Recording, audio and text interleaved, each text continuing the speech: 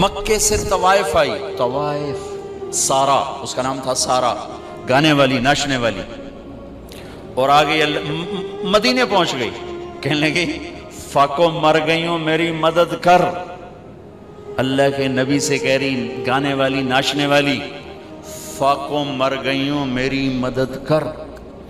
تو آپ نے کہا کلمہ پڑھتی ہو؟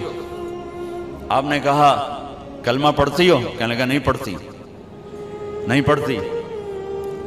کفر، ناچنے والی گانے والی، ٹھیک ہے، کلمہ پڑھتی ہو؟ کہا نہیں پڑھتی۔ تو آپ کہتے ہیں نو کنو پھاتے باہر کر دو، نہیں؟ تو آپ نے کہا میں اپنی خاندان والوں سے کہتا ہوں اس عورت کی مدد کرو، اپنے خاندان، میں اپنے خاندان سے کہتا ہوں اس عورت کو بھر دو۔ یہ اپنا خاندان کیوں کہا؟ سب صحابہ سے کیوں نہیں کہا کہ کسی کے جی میں یہ نہ آئے کہ طوائف کی مدد کر رہے ہیں، لہذا اپنے خاندان سے کہا میرے گھر والے اس کی مدد کرو، اور اس کو بھر کے بھیجا۔ یہ میرے نبی کے اخلاق ہیں۔ آپ کھانا کھا رہے ہیں، ایک مدینے کی طوائف گزری، اس نے نا آپ کا مذاق اڑانا چاہا، کہا بڑا نبی بنتا ہے کسی کو کھانے کا ہی نہیں پوچھتا۔ تو آپ نے کہا آ جاؤ، حالانکہ آپ کہتے ہیں انہوں 2 لتر مارو تو دفع کرو، یہ طوائف ہو کے کی گل کر رہی۔ 2007 میں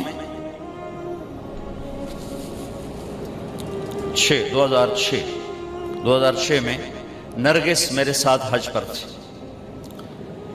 لاہور کا گروپ تھا، اس کے ساتھ ہم گئے ہوئے تھے، اس کو تیار کیا تھا۔ تو عرفات والے دن وہ شام کو اس کا رو رو کے برا حال تھا، کیا پتہ چلا کہ وہ میٹرس نہیں بچھاتے یہ لوگ جو حج ٹور والے ہوتے ہیں، وہاں 3-4 خواتین بیٹھی تھیں، وہ بھی جا کے بیٹھ گئی، تو انہوں نے اس کو طوائف اور رنڈی اور کیا کچھ کہہ کر وہاں سے اٹھا دیا اور بے عزت کیا، بہت زیادہ بے عزت کی۔ تو اس کو اتنی مشکل سے سمجھا بجھا کے اس کو نرم کیا۔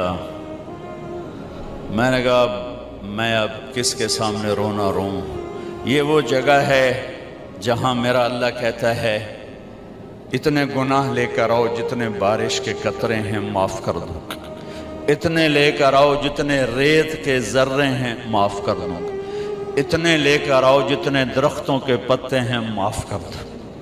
تو ایک طوائف کے پاس اتنے گناہ تو نہیں ہیں کہ وہ بارش کے قطروں سے زیادہ ہو جائیں، یا ریت کے ذروں سے بڑھ جائیں، یا درختوں کے پتوں سے بڑھ جائیں، لیکن نفرت نفرت نفرت نفرت انسانی نہیں سمجھتا۔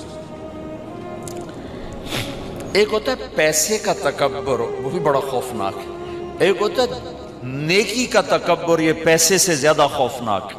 میری گل ذرا کان کھول کے سنیں آجے، ایک پیسے کا تکبر ہے، یہ بھی بڑی بھیڑی شے ہے، لیکن نیکی کا تکبر اس سے بھی زیادہ ہوتا ہے۔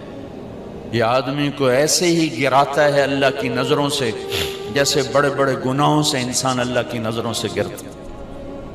اس کا یہ میں نے آپ کو نمونہ دکھایا ہے، اٹھ جا یہاں سے، طوائف ناچنے والی، وہ تو توبہ کرنے گئی تھی وہ، اور اس نے کی توبہ، گھر بیٹھ گئی۔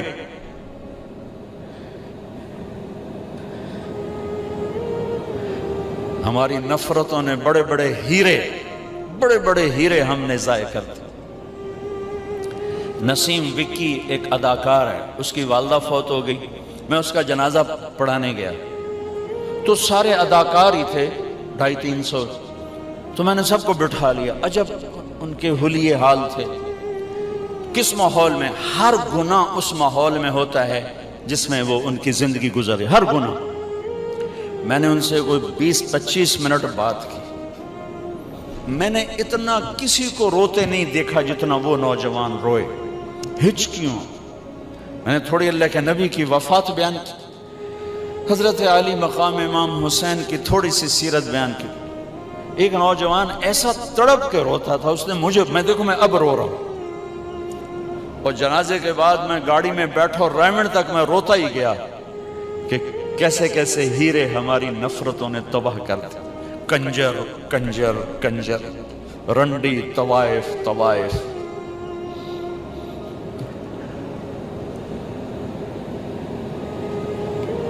کون جسم کو بیچتی؟ کس نے گھنگرو بندھا پہنائے؟ کس نے اس کو جسم فروشی پہ مجبور کیا؟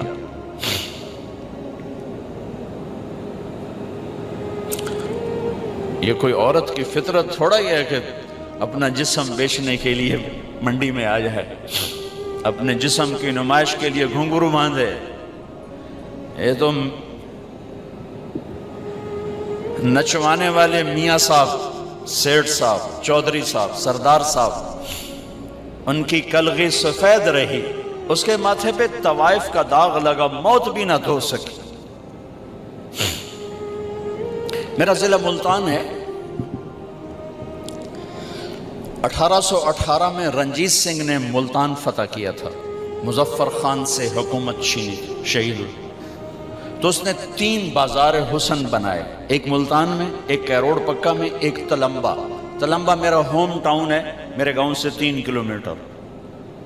آج سے کوئی 10 سال پہلے میں نے وہاں، مجھے خیال آیا کہ یہ اگر قیامت کے دن انہوں نے گریبان پکڑ لیا کہ ساری دنیا میں تبلیغ کی اور ہمیں آ کے نہ بتایا تو ہم تو مارے گئے. وہاں طوائفوں سے ملنا شروع کیا، ان کو کبھی گھر بلایا، کبھی ان کے پاس.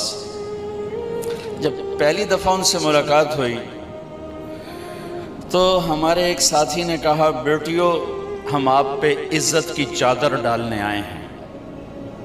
ایک چھوٹا سا جملہ ہے، ایک جملہ، ہم آپ پہ عزت کی چادر ڈالنے آئے ہیں. تو وہ ایسے روئیں جیسے کوئی دکھوں کا مارا روتا ہے. کہنے لگی، یہاں تو کپڑے اتارنے آتے ہیں لوگ، آپ کون ہیں جو ہم پہ چادر ڈالنے آئے ہیں؟ یہاں تو لوگ کپڑے اتارنے آتے ہیں. کپڑے اتارنے والے اسی طرح میاں صاحب ہیں، ان کی عزت پہ کوئی فرق نہیں آیا، وہ طوائف بن گئی.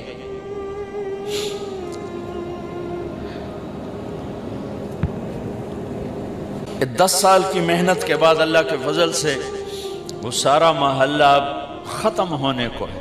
کتنی بچیوں کی شادی ہو گئی، توبہ کر گئیں. کتنیوں کے میں نے وظیفے لگا دیے کہ وہ کہا جی جب تک ہماری شادی نہیں ہوتی پھر ہمیں کوئی روٹی پانی کا انتظام کر دو. اور کتنوں کے پیغام آتے ہیں کہ جی کہیں ہماری شادی کروا دیں، ہم یہ گندا کام اب نہیں کرنا چاہتے. نفرت کرنا کون سا مشکل کام.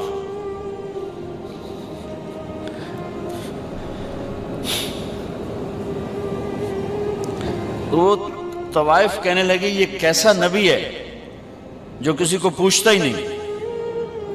آپ نے کہا آجا، تو بھی آجا، بٹھا لی. وہ تو آپ کو غصہ دلانا چاہتی تھی. کہنے لگی، میں ایسے نہیں کھاؤں گی، جو تیرے منہ میں ہے وہ نکال کے مجھے کھلا. اور ہماری پنجابی کی مثال ہے، کبا سمجھتے ہیں؟ کبڑا، کبے نو لت لگی وہ سدھا ہو گیا، ان کو سے لت ماری وہ سدھا ہو گیا. اس نے تو اللہ کے نبی کا مذاق اڑایا، وہ اس کو سیدھا پڑ گیا.